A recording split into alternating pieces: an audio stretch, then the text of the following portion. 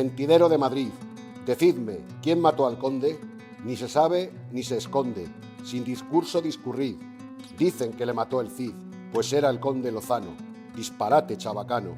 La verdad del caso ha sido que el matador fue Bellido y el impulso soberano.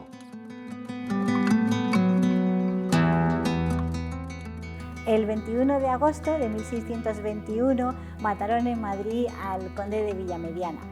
El asesinato se produjo cuando pasaban por la actual calle Coloreros, muy cerca de la Plaza Mayor, en la calle Mayor. Unos individuos interceptaron el vehículo y le asestaron una lanzada mortal de necesidad al conde. La noticia se difundió como la pólvora por todo Madrid, no solo por lo grave del acontecimiento, es decir, por la muerte de una víctima, un personaje influyente de la corte, sino también por la propia personalidad que tenía el conde de Villamediana, un personaje muy controvertido y amado por algunos, odiado por muchos y temido por todos. Esta propia personalidad hizo que la noticia se extendiese por plazas, calles, mentideros, despachos, botillerías, incluso por la propia corte, con tantas versiones como veces se contaba, de tal manera que se originó una leyenda, una de las leyendas más conocidas de la historia del Siglo de Oro en Madrid. Y todas estas leyendas empañan la verdad y aún hoy no sabemos exactamente quién y cuáles fueron los móviles que hicieron que se produjera este crimen. Pero ¿quién era el conde de Villamediana?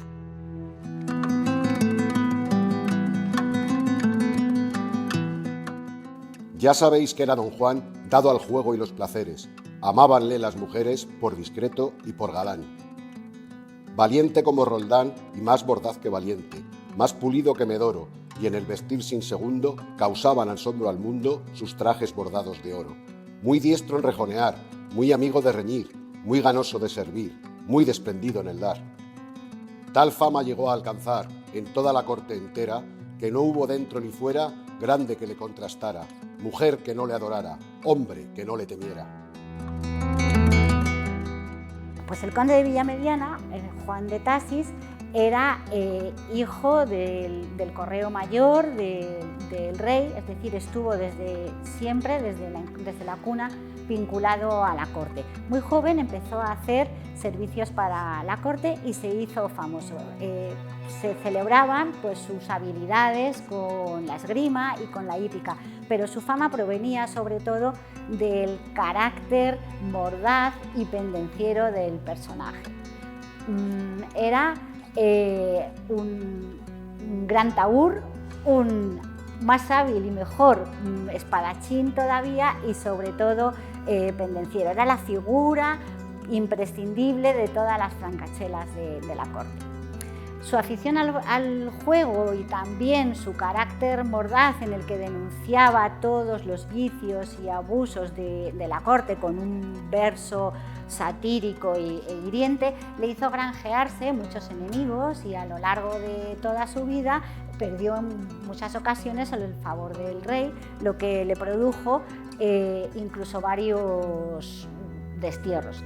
Con el ascenso al trono de Felipe IV consiguió otra vez retomar el favor real. Volvió a España y en este momento se dedicó muchísimo más a la literatura. En estos momentos lo que se dedicó además con dos facetas. Por una parte era un poeta lírico de referencias mitológicas y por otra parte, y lo que le hizo más famoso, es sus versos satíricos en los que denunciaba a diestro y siniestro todas las corruptelas y vicios de la corte. Uno de los que siempre estaban en la diana del conde fue el conde duque de Olivares, pero también nos faltaron otros como el duque de Osuna o el de Oñate, e incluso en algunas ocasiones y de forma velada se dice que el rey. Pero ¿quién mató al conde? Pues son muchas las hipótesis que hay sobre este acontecimiento. En los versos estos que se atribuyen a Góngora de decirnos quién mató al conde, se dice que el matador fue Bellido, en alusión a Bellido Dolfos, aquel personaje traidor que mató en las murallas de Zamora a Sancho II. Es decir, que el autor material era un traidor, o sea, alguien relacionado o conocido por el conde de Villamediana. Y sigue el verso y dice: y el impulso soberano, es decir, en alusión a que el autor intelectual se sugiere que pudiera haber sido el rey.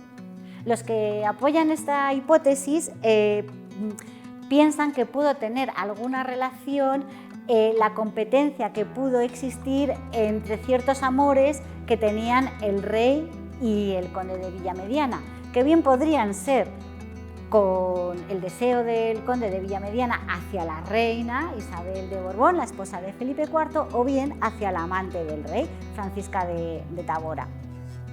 Y que una de las dos, o quizá las dos, el conde de Villamediana las glosó en sus poemas dedicados a Francelina y Francelisa.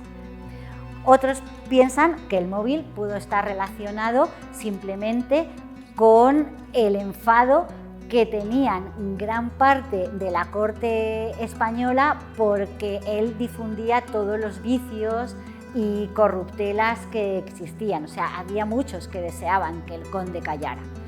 Y también se ha hablado de que, como en ocasiones ejercía como correo real, pues podía haber desvelado o ser conocedor de algún secreto de Estado que podía utilizar en algún momento.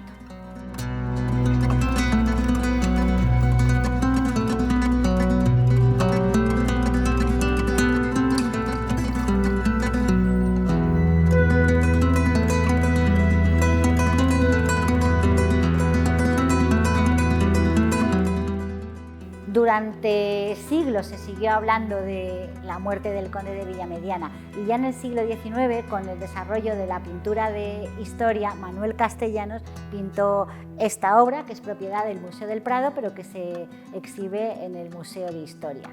En ella se representa con un juego de claroscuros en el primer plano al conde yacente mientras un médico le está asistiendo. Un lado, iluminados por un farol, están el clérigo y su monaguillo esperando para darle los últimos auxilios. Y detrás de ellos una masa de personajes en la sombra. Entre ellos, medio de espaldas, está su amigo Luis de Haro, aquel que le acompañaba en el carruaje cuando ocurrió el atentado. Y lleva en su mano un pergamino con los versos dedicados a Francelisa y Francelina. Y al fondo, otra vez de nuevo iluminado, se encuentra el monasterio de San Felipe el Real, las famosas gradas de San Felipe, aquel mentidero de Madrid donde se iba a difundir y a recoger tanto noticias como bulos y rumores, y donde se habían desarrollado se habían extendido los versos del conde de Villamediana. Esto es una licencia que hace el pintor, porque aquí no fue donde ocurrió el atentado. Lo que se ve en primer plano es el zaguán del Palacio de Oñate, o sea, ya muy cerca de la plaza de la Puerta del Sol. Esta pintura de Manuel Castellanos refleja con bastante síntesis todas las dudas que existen y toda la leyenda sobre la muerte del conde de Villamediana, que algún día quizá se puedan desvelar.